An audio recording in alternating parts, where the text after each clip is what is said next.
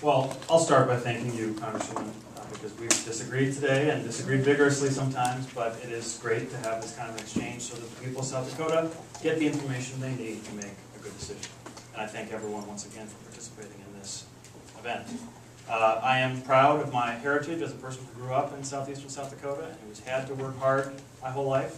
I'm proud of my record working with Senator Johnson, working on Ellsworth, for example. When Ellsworth was on the chopping block, I played a small part in this community's effort and this state's effort to save it. And I'm so proud of the effort that was made and was successful. And I think the experience that I have in that role, in working well with others from across the congressional delegation, working with the governor's office, and working with local leaders, no matter what their political orientation, that's an example of the kind of pragmatic, focused approach that I will take to Washington, D.C. We have a fundamental difference about philosophy here. I believe we should have a member of Congress who stands on the side of the middle class and takes a balanced approach to deficit reduction so that we don't have to put all the burden on middle class families. My opponent says that she will protect those tax breaks for those at the top because of that pledge that she's taken. So that's a clear choice for people to decide.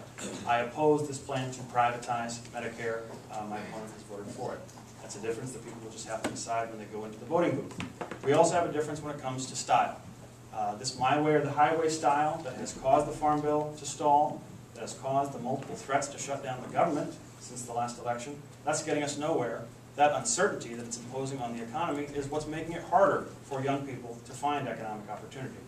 I bring a different approach, that pragmatic approach that I talked about, where I'm willing to work with others and find common ground and focus on results. Finally, I have a work ethic that I would be proud to take to Washington, D.C. on behalf of the people of South Dakota. We've talked about the attendance issue. We've talked about the multiple committees where there are questions about whether my opponent has been showing up and speaking on behalf of South Dakota. It started with the Ag Committee. That's where this began. When we heard the excuse that it's normal for a member of Congress to miss all those meetings because they have so many other commitments, I said, well, why don't we look at other members of Congress? Because they also had multiple committee assignments. They also had competing constituent requests and opportunities for meetings. So we went back and looked at transcripts from previous members of Congress from South Dakota. And you may have seen this comparison done before. We printed out the transcript from when John Thune was in his first year on the House Ag Committee. So for an apples-to-apples comparison. And his transcript filled 40 pages. Because he went to those meetings, he spoke up for South Dakota, he asked questions, he was an aggressive advocate for South Dakota. He filled a thick stack of papers. Print out the transcript for Bill Janklow. Well, that fills a really thick stack of papers. Because Bill Janklow was aggressive, he talked quickly. In fact, Senator Daschle made the remark at Governor Janklow's eulogy that my friend Bill talked fast. He talked at speeds of 80 words a minute and gusts up to 120. His transcript filled 52 pages.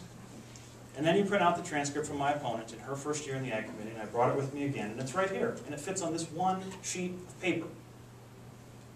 So whatever the excuses are, the bottom line is South Dakotans are not getting the kind of hardworking, focused, and dedicated representation that we've had in the past on a bipartisan basis.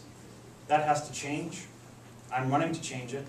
I believe South Dakotans deserve a member of Congress who works just as hard as they do. And if you choose me in this election, that's exactly what you'll get.